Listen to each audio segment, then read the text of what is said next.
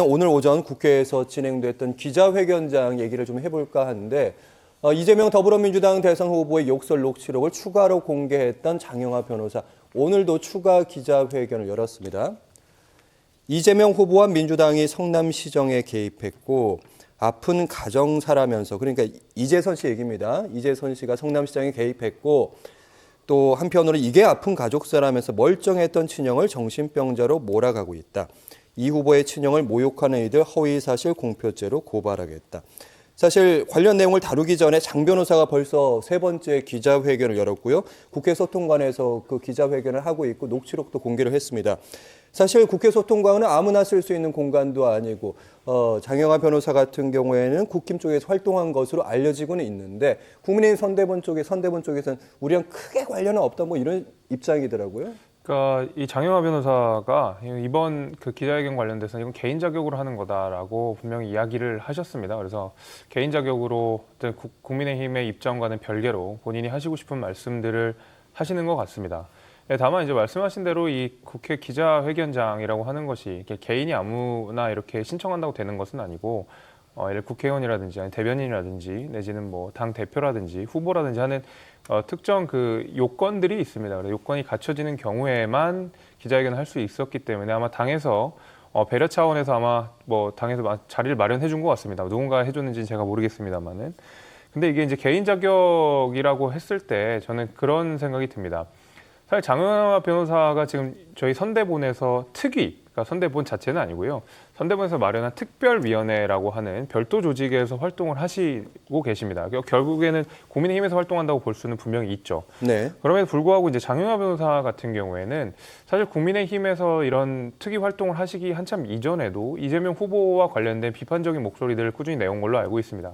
관련돼서 책도 계속 이 집필을 하시면서 최근에 굿바이 이재명이라는 책도 내시지 않았습니까? 네. 그래서 아마 국민의힘 어떤 선거와는 별개로 장영하 변호사 본인이 분명히 여기에 대해서 하시고 싶은 말씀이 있는 것 같고, 특히 이번에는 이재선 씨, 그러니까 이재명 후보의 형님 되시는 분에 대한 어떤 명예훼손을 나는 여기에 대해서 고발을 다 하겠다라는 식으로 본인의 어떤 소명을 이야기한 것이기 때문에 이것을 국민의힘의 입장이다 이렇게 보기는 좀 어려울 것 같습니다. 네. 일단 민주당 법률지원단도 대체에 나섰는데 장 변호사를 허위사실 공표, 후보자 비방 혐의로 서울중앙지검에 고발할 예정이라고 밝혔습니다. 민주당 측에서 그리고 적극적으로 해명하면서 여론전에 나서고 있는데요. 이재명 후보가 형의 이상행동과 성남시정의 이권 개입에 눈을 감았으면 없었을 일, 그리고 사건의 전후 맥락을 살펴주시길 간곡하게 요청한다. 사실 형과 이재명 후보 간의 그런 갈등 널리 알려져 있지만 구체적인 내용까지는 다 듣기가 좀 힘든데, 저도 장영하 변호사가 기자회견 중에 했던 녹취록도 좀 들어봤고 다른 녹취록도 봤고 파일도 봤지만 너무 사건이 복잡합니다. 국민 한 사람 한 사람 이걸 다 듣고 나서 판단하기는 너무 힘든 일 아닙니까? 우선은 저도 그 녹취록을 다 봤는데요. 장영하 변호사와 돌아가신 형님, 셋째 형님이십니다. 그 형님께서 이제 개인적인 주장이었던 거 부분이 있고, 근데 이것이 지금 2012년도부터 시작돼서 가족들이 호소문을 발표했던 것이 2014년도입니다. 지금이 2022년도 10년이 지났는데 이것을 가족 간의 아픈 사연이라고 볼 수가 있죠. 근데 이렇게 가족 간에 거의 통화했던 내용을 장영하 변호사는 또 왜 이런가? 이분께서 성남시장 출마를 하셨다가 계속 안 되셨던 분입니다. 그러니까 어떻게 보면은 이재명 후보와 친했던 적도 있었다고는 저는 그렇게 들었습니다. 그렇지만 출마를 놓고 라이벌 관계에서 이런 일이 좀 벌어진 것은 아닌가 이렇게 좀 유추해 볼 수 있는데요. 우선은 가족들이 이렇게 호소문의 내용에서 이런 얘기가 있습니다. 그러니까 어머니께서 셋째가 결혼하고 좀 돌아가신 분에 대해서 지금 말씀드려서 좀 죄송스러우나 이제 가족 호소문에 셋째가 결혼 이후에 좀 많이 달라졌다. 그리고 어머니한테 폭행하고 폭언을 한 것이 1회가 아닙니다. 수차례 많이 있었고. 그래서 어머니는 어머니한테, 그러니까 어머니 입장에서 아들 아니겠습니까? 근데 아들을 100m까지 오지 못하게 접근 금지 법원에 신청을 해야 되는 정도고 경찰에 신변보호 요청을 해야 되는 그런 상황이 가족들의 입장문, 그 7남매인데요. 그러니까 가족 이재명 후보 빼고 가족 5명과 어머니까지 해서 6명에서 이런 입장문을 낸 바가 있습니다.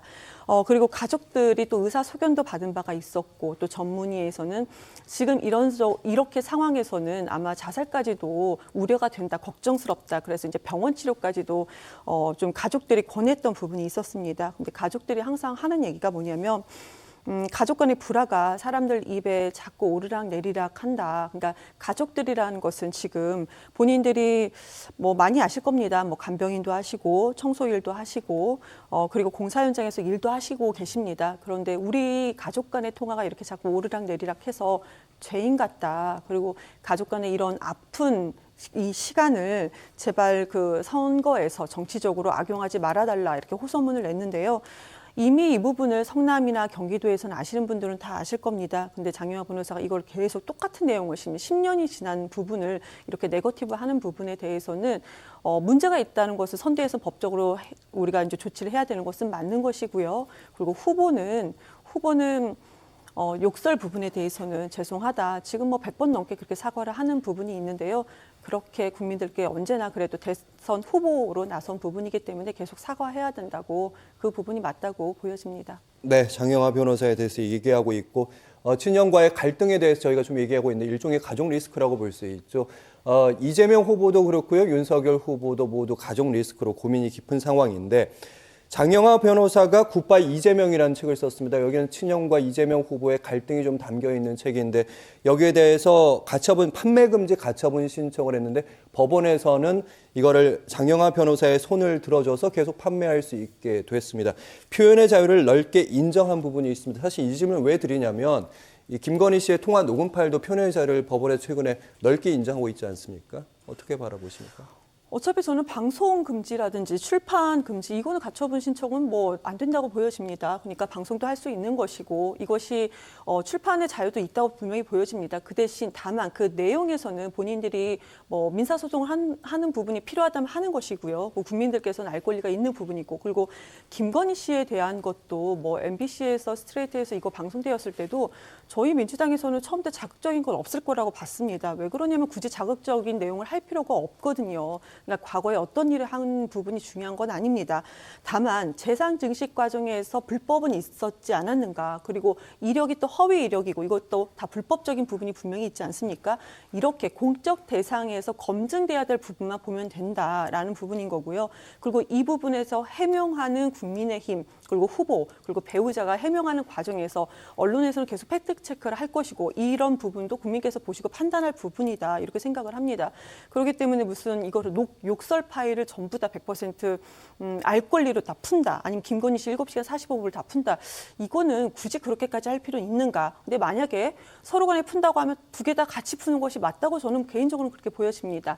그 대신 다만 제가 앞서서도 정치 혐오 부분을 말씀드렸는데 네. 공식적으로 검증할 부분은 공적인 부분은 검증은 하되 너무 정치 혐오로 몰고 가는 부분에 대해서는 이거 어떻게 보면은 언론과 정치가 몰고 가는 거 아닙니까? 이런 부분에 대해서는 우리가 좀 앞으로도 이런 일이 없도록 뭐 조치가 있어야 된다고 그렇게 보여집니다. 물론 제가 이렇게 이 자리에서 말씀드려서 금방 이렇게 금세 조치가 이루어질 거라고 생각은 안 되지만 그래도 국민의 한 사람으로서 그런 게 분명히 절실하게 필요해 보인다고 생각합니다. 네, 국민의힘 쪽에서 이제 가족 리스크 부분에서는 윤석열 후보보다 이재명 후보가 조금 더 리스크가 큰 거 아니냐 이렇게 보고 있겠죠?